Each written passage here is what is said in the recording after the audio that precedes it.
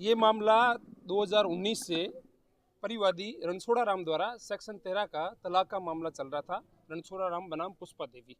इस मामले में सर्वप्रथम इनके मध्य 498 के केस भी हुए और भी भरण पोषण के केस भी कोर्ट में चल रहे थे। आज लोक अदालत की भावना से प्रेरित होकर राष्ट्रीय लोक अदालत में रणछोड़ा राम ने और पुष्पा देवी जी ने साथ बैठ के लोक अदालत की भावना से प्रेरित होकर आज सेक्शन 13 के साथ साथ अन्य जो 498 भरण पोषण के जो मुकदमे कर रहे थे वो सारे मुकदमों में आज लोक अदालत की भावना से प्रेरित होकर कंप्रोमाइज़ कर लिया है। अब राजी खुशी से ये एक पति पत्नी की तौर पे वापस अपना घर बसाया है।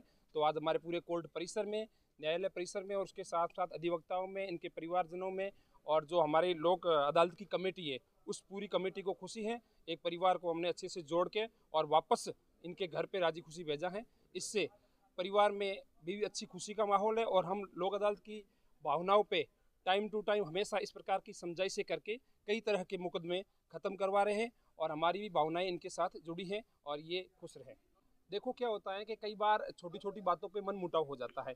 उन मन मुटाव को कोर्ट में यहाँ आकर दोनों को समझाइश के माध्यम से समझाते हैं और उनका भला और बुरा क्या होगा इस तरह से कोर्ट में लड़ने से। इस तरह की सारी जो कोर्ट की बातें दोनों पक्षों को सुनाकर संतुष्टि करके और फिर वापस जिंदगी को नए सिरे से जीने के लिए इनको प्रेरित किया जाता है। इस प्रेरणा के स्वरूप वो आगे अपने जीवन का गुजारा करते हैं। तो उसके साथ साथ हमारे कोर्ट और हम भी जो ये कोर्ट में न्यायिक प्रक्रिया में काम कर रहे हैं, चाहे जुडिशली अधिकारी हो या फिर वकील लोग हो, तो उनको भी कहीं ना कहीं मन में ये खुशी होती है कि हमने एक परिवार को जोड़ा है, उनको जोड़कर वापस साथ बिठाया है। तो उससे हमारे मन में भी ये खुशी होती है। तो हम भी यहाँ पे मिठाई फूल मालाएं लेकर खुशियों में उसमें सबको शरीक करना चाहते हैं। तलाक की याचिका पति की तरफ से पेश की हुई थी, जिसमें बेंच द्वारा समझाइश की गई और उनके अधिवक्ता श्री ईश्वर सिंह जी राठौड़ और सुनील जी महाराजा द्वारा भी खूब समझाइश की गई।